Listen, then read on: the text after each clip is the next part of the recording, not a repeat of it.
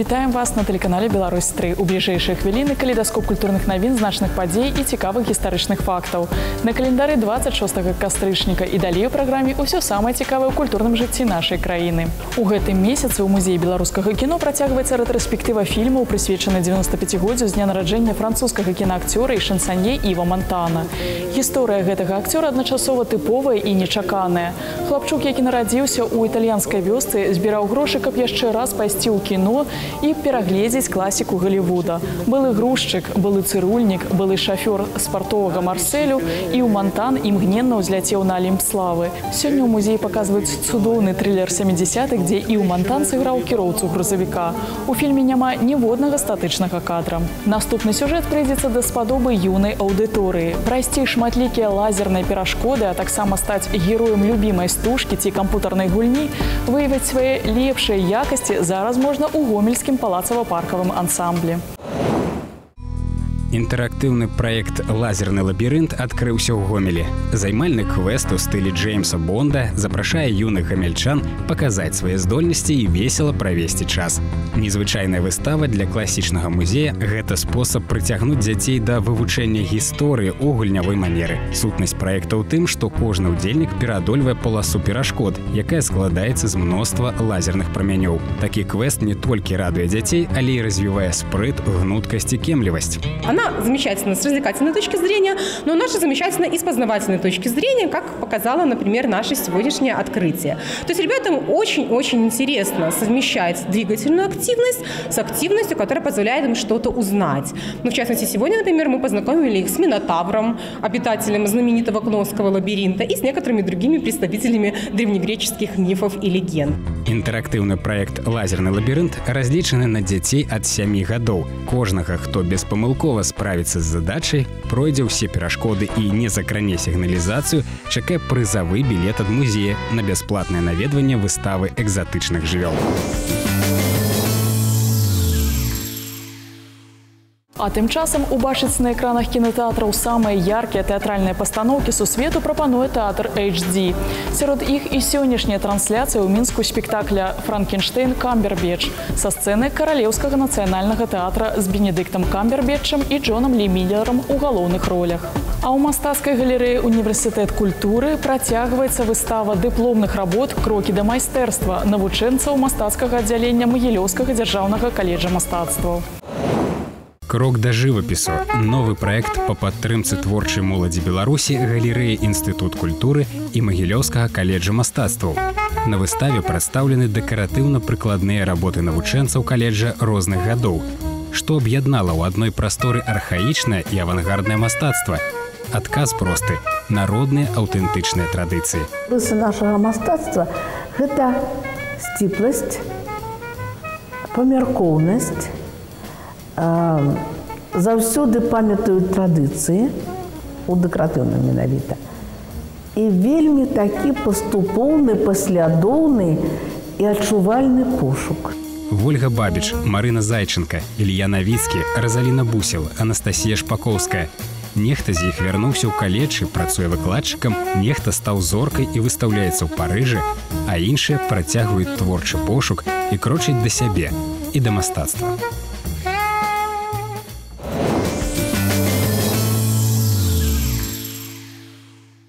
У Рэспубліканскім тэатры беларускай драматургіі сёння паказваюць прэм'еру мінулага года «Любоў людзей» па п'есе беларускага драматурга Дмітрая Багаслаўскага. У мінскай пастаноўцы Александра Гарцуева атрымалася таямнічая, амаль дэтэктыўная гісторыя з загадкавым забойствам і дзіўным каханнем, якая здарылася ў глухім беларускім мястэчку. У спектаклі ёсць ноткі настальгіі, выразны каларыт 70-х і даволі шмат музыкі. Моладзь Магілёўскай вобласці далучылася да рэспубліканскай акцыі аднаўлення святынь Беларусі.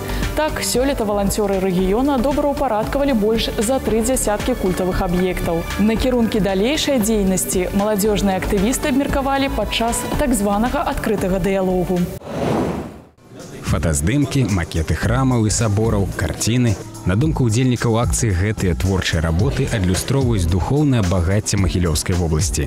Это Целужский храм, который был построен внучкой Пушкина. Ребята наши, конечно, помогают храму, помогают наведению порядка, тем самым сохраняя национальную культуру и наследие. У своих работах молодь звертае увагу на страчаную спадчыну, а таксама на тыя объекты, якія яшчэ можно выратаваць. Иосифский собор, который раньше находился на месте гостиницы «Днепр», был разрушен в годы революции. Макет доминиканского костела в Княжицах. Вот. Он тоже, его, наверное, может быть, ждет такая же участь, если мы вовремя не обратим на него внимание. Валанцёры Магілёўшчыны сёлета добраўпарадкавалі больш за 3 десяткі культавых аб'ектаў, і гэткая дзейнасць будзе працягвацца. На думку удзельнікаў акцыі, неабходна таксама актывізаваць даследчую работу і пошукі разбураных культавых пабудоў.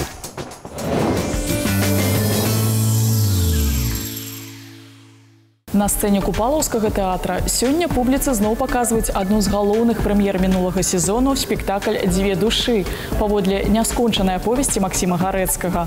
Пастаноўка з'явілася ў афішы ўвесну і раней ніколі не мела сцэнічнага ўвасаблення. А тым часам у гродзенскім тэатры «Лялек» сёння паказваюць спектакль для дарослых «Чайка» па аднайменнай п'есе Антона Паўлавіча Чэхава. Увасобленая на лялечнай сцэне галоўным рэжысёрам тэатра Олегам Жогждай, пастаноўка не страціла свайго філасофскага сэнсу. У выніку атрымаўся вельмі атмасферны і блізкі да арыгінальнай п'есы спектакль пра змену эпох, фармацый і мыслення. Навінкай інтэрпрэтацыі стала месца дзеяння. Рэжысёр перанес яго ў дачны тэатр, артыстамі якога з'яўляюцца лялькі. Здзейсніць падарожжа па гукавых дарожках рарытэтных грампласцінак прапануюць гродзенскім меламанам. Больш за 400 экспанатаў, старыя патэфоны, электрафоны і шмат грампласцінак зараз можна ўбачыць, а некаторыя і нават пачуць на выставе ў старых рытмах у горадзе над Нёманам. Экспазіцыя складзена з бібліятэчных фондаў і прыватных калекцый. Дзякуючы такому супрацоўніцтву упершыню дэманструецца калекцыя грампласцінак пачатку 20-го стагоддзя, а таксама вельмі унікальныя экземпляры. Покупал для себя, для души, и, в принципе, мне нравятся все пластинки. Я с детства прослушивал пластинки, какие-то сказки, песни детские и так далее. Дальше что-то начало интересовать более популярная музыка, Высоцкий.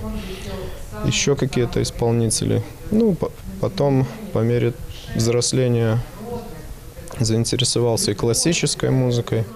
Гэтая выстава арганізавана ў рамках праекта «Дакрануцца да гісторыі». Запланавана, што экспазіцыя працягне працу да канца восені.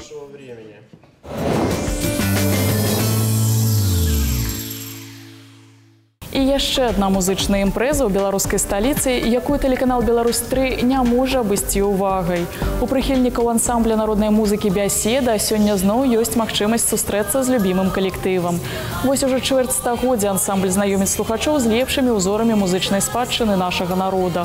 У рэпертуары песні самых розных жанраў, лірычныя і жартоўныя, прысвечаныя сямейным урачыстасцям і народным абрадам. Якімі новымі пастаноўкамі здзівіць брэсцкі тэатр «Лялек» сваіх прыхільнікаў у наступным сезоне, якія спектаклі з'явяцца хутка ў афішы і над чым зараз працуюць брэсцкія лялечнікі, у наступным сюжэце. У брэсцкім тэатры «Лялек» працуюць над стварэннем прэм'ер. У новым 54-м тэатральным сезоне акцёры плануюць прадставіць навінкі: «Казкі крыштальнага лесу», «Воўк і сямёра казлянят», «Забыты дзень нараджэння».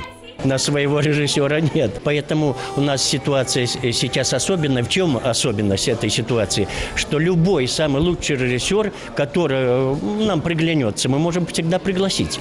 Вы знаете, у нас работал режиссер из Любляны, со Словении. У нас работал режиссер с России Кудашов, Лилявский с Минска, который, кстати, единственный был первый лауреат национальной театральной премии, лучший режиссер. И дальше мы будем приглашать лучших из лучших. Акрамя таго, у тэатры ёсць намеры ў перспектыве ўключыць у сваю афішу спектакль «Новая зямля» паводле паэмы Якуба Коласа. Над канцэпцыяй пастаноўкі працуюць уладальнікі прэміі «Залатая маска», рэжысёр Александр Янушкевич і мастак Тацяна Нерсісян.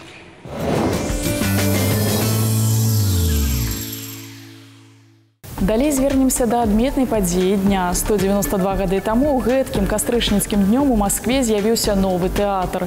Ён атрымаў назву «Малы» у адрозненне ад вялікага тэатра, прызначанага для оперных і балетных пастановак. У малы тэатр былі перанесены ўсе драматычныя спектаклі. І менавіта тут упершыню былі пастаўлены многія класічныя творы Пушкіна, Лермонтова, Грыбаедова, Гоголя, Тургенева, Толстого, Астроўскага. У студзені 1993 года тэатр атрымаў новую назву. Сёння гэта дзяржаўна-акадэмічны малы тэатр России. Далей перайдзем у традыцыйную галерэю імяніннікаў. Сёння свой дзень нараджэння адзначае бліскучая беларуская актрыса, заслужаная артыстка Беларусі і Рэспублікі Крым, прыма Купалаўскага тэатра Зоя Белахвосцік. Упершыню ў ролі Паўлінкі выйшла на сцэну яшчэ студэнткай і не раставалася з гэтай роляй на працягу 18 гадоў. Публіка добра ведае ролі Зоі Белахвосцік у пастаноўках Купалаўскага тэатра. «Ажаніцца не журыцца», «Ідылія», «Тутэйшая», «Князь Вітаўт», «Чорная панна Нясвіжа» і іншых. Акрамя таго, зараз Зоя Валянцінаўна перадае сваё акцёрскае майстэрства студэнтам Беларускай дзяржаўнай акадэміі мастацтваў. Таксама сёння прымае віншаванне з днём нараджэння выдатны беларускі акцёр, рэжысёр, заслужаны артыст Рэспублікі Беларусь Віктор Чэпелеў. Акцёрскую адукацыю ён атрымаў у ГІТИСе у майстэрні народнага артыста СССР Олега Табакова. У Гомельскі абласны драматычны тэатр Віктор Чэпелеў прыйшоў, калі яму было крыху больш за 30. А 8 гадоў таму Віктор Чэпелеў скончыў Беларускую акадэмію мастацтваў па спецыяльнасці рэжысура драмы і ў якасці рэжысёра-пастаноўшчыка стварыў больш 30 рознажанравых спектакляў. Узгадаем сёння імя выбітнага рускага мастака-баталіста Васіля Верашчагіна. 26 кастрычніка спаўняецца 174 гады з дня нараджэння майстра. Мастак аб'ехаў увесь свет, сварыўся з царом, ваяваў на 3 войнах і выкляў вайну ў сваіх карцінах. На пытанні знаёмых пра тое, што штурхае яго ў гушчу ваенных падзей, Верашчагін адказваў, што неабходна самому адчуць тое, што адчуваюць людзі ў бітвах, інакш карціны будуць несапраўднымі. Напрыканцы праграмы звернемся да адметнай выстаўнай імпрэзы. У палацы мастацтваў у Мінску працягваецца ўжо знаёмы публіцы арт-праект «Восеньскі салон». Па задумцы арганізатараў, гэтая маштабная выстава ўзнаўляе атмасферу легендарных парыжскіх салонаў пачатку мінулага стагоддзя. Асаблівасцю праекта сёлета стане суседства твораў маладых беларускіх і французскіх аўтараў. Але ж «Восеньскі салон» – гэта не толькі экспазіцыя. Асноўнай мэтай праекта з'яўляецца фармаванне так званага арт-рынку Беларусі. Таму ўсе прадстаўленыя на выставе творы наведвальнікам можна будзе набыць. Насколькі паспяховы ідзе продаж твораў мастацтва на сёлетняй экспазіцыі, зараз даведаемся ад гостя нашай программы. Александр, здравствуйте. Подходит к финалу выставка-продажа «Осенний салон». Это новый для Беларуси опыт. Скажите, в этом году каков спрос на белорусское современное искусство? Я бы сказал, что тут надо разделить интерес и возможности наших покупателей. Интерес к представленным здесь работам достаточно высок. К сожалению, в нынешних реалиях не всегда он поддерживается возможностями. Мы позволяем нашим зрителям отмечать работы, которые им понравилось, их бронировать, но, к сожалению, не всегда возможности покупателей соответствуют с желаниями авторов. Александр, понимаю, что цены на свои работы устанавливали сами авторы. А насколько разумными они вам кажутся? Я думаю, что это единственный возможный способ понять позицию тех людей, которые создают произведения. Но в рамках салона мы хотим услышать и вторую сторону, те люди, которые готовы их приобретать. Поэтому мы позволяем установить цену, но мы позволяем зрителям высказать свои предложения. Мы именно нацеливались на обмен мнениями. И именно вот в этом общении, в этом контакте покупателя и художника постараться установить реальные цены для тех или иных произведений. И все-таки, что продается лучше? Традиционные жанры, концептуальная живопись, скульптура, графика. Насколько вообще в реальности белорусский зритель готов украсить свой дом, скажем, той же серии «Бездна» Георгия Капустникова, либо работами Натальи Домановой? Я думаю, что они готовы повесить эти работы. Сейчас мы уже начинаем подводить итоги зрительского голосования, очень разнятся. То есть мы не можем сказать, что взгляды публики обращены только к классическим, реалистическим жанрам, сюжетам, техникам. Я бы сказал так, что сейчас больше превалирует ценовой фактор. Люди готовы оценивать работы высоко, они готовы выражать свой интерес, но выбор работ обусловлен, конечно, прежде всего ценой. И мы уже четко видим, что работы из такого недорогого сегмента практически все нашли своего покупателя, а на более дорогие покупки пока окончательного решения покупатели не принимают. Александр, спасибо вам большое. Спасибо вам.